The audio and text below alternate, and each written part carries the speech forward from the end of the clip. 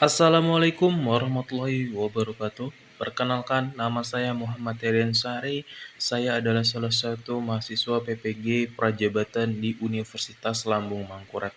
Izinkan saya mempresentasikan untuk UTS peserta didik apa yang sudah saya kerjakan mengenai hasil modifikasi pada RPP, Rencana Pelaksanaan Pembelajaran dengan dosen pengampu Dr. Ma'ruful Kahri MPD.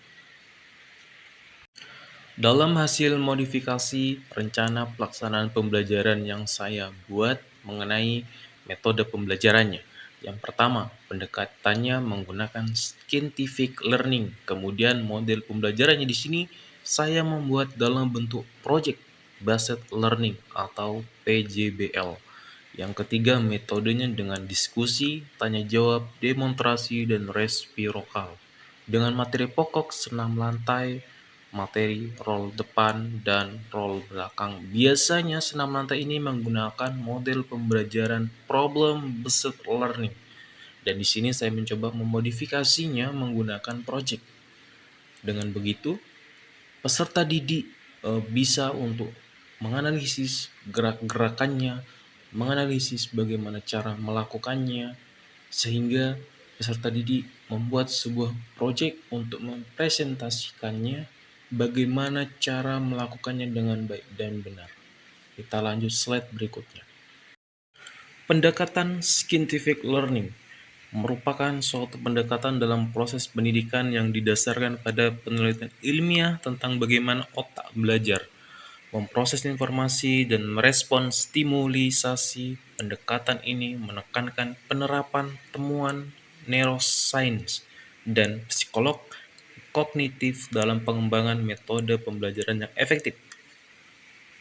Pendekatan scientific learning bertujuan untuk menciptakan pengalaman pembelajaran yang lebih efektif, efisien, dan terukur dengan memanfaatkan pengetahuan ilmiah tentang otak dan proses pembelajaran.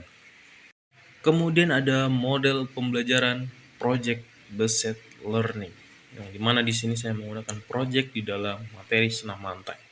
Model pembelajaran project based learning adalah pendekatan pembelajaran yang menekankan pada pembelajaran aktif, kolaboratif, dan berbasis proyek dalam PBL. Siswa belajar melalui pengalaman nyata dalam menyelesaikan proyek atau tugas yang relevan dengan dunia nyata. Model ini menempatkan siswa di tengah-tengah proses pembelajaran, di mana mereka berperan sebagai pemecah masalah dan pembuat keputusan yang aktif. Kemudian di sini ada metodenya. Metodenya saya gunakan diskusi, tanya jawab, demonstrasi, dan resiprokal. Di mana diskusi adalah proses di mana siswa berpartisipasi aktif dalam pertukaran gagasan, pendapat, dan informasi terkait topik pembelajaran. Diskusi dapat dilakukan dalam berbagai format, termasuk diskusi kelompok kecil, diskusi kelompok besar, atau diskusi online. Tujuannya adalah untuk mendorong siswa untuk berpikir kritis, mempertimbangkan sudut pandang yang berbeda, dan memperluas pengalaman mereka tentang topik tertentu. Kemudian ada tanya jawab. Metode tanya jawab melibatkan guru yang mengajukan sebuah pertanyaan kepada siswa dan siswi memberikan jawaban. Tujuan dari tanya jawab adalah untuk memeriksa pemahaman siswa tentang materi yang sudah diajarkan, yang sudah dipahami, yang sudah dibuatkan proyek oleh siswa itu sendiri. Kemudian di sini ada demonstrasi, yaitu melibatkan pemeran atau ilustrasi dari suatu konsep, proses, atau keterampilan oleh guru atau fasilitator pembelajaran. Ini bisa berupa demonstrasi langsung oleh guru di depan kelas, menggunakan media visual, atau bahkan melalui demonstrasi praktis di lapangan olahraga. Tujuannya adalah untuk membantu siswa memahami konsep keterampilan dengan cara yang konkret dan visual. Kemudian yang terakhir ada resiprokal atau pertukaran. Metode pembelajaran resiprokal atau pertukaran melibatkan kerjasama antara siswa dalam belajar. Inilah hubungannya antara keterkaitan sebuah project based learning yang saya modifikasi di dalam sebuah materi senam lantai.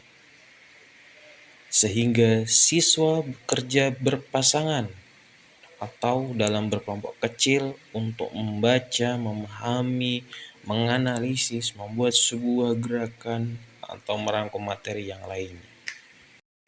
Kemudian juga saya memodifikasi di dalam LKPD-nya yang dimana biasanya di dalam sebuah LKPD itu hanya berisi mengenai soal pilihan ganda, soal esai, dan soal mencocokkan gambar, menyusun sebuah kata. Dan di sini saya mencoba untuk lebih berpikir peserta didik bagaimana dalam menyelesaikan sebuah permasalahan yang ada di dalam teka-teki silang. Itu tadi apa yang sudah saya sampaikan dengan modifikasi hasil RPP yang sudah saya buat. Jika ada salah dalam saya mengerjakannya, saya mohon maaf kepada semuanya. Sekali lagi saya ucapkan terima kasih. Assalamualaikum warahmatullahi wabarakatuh.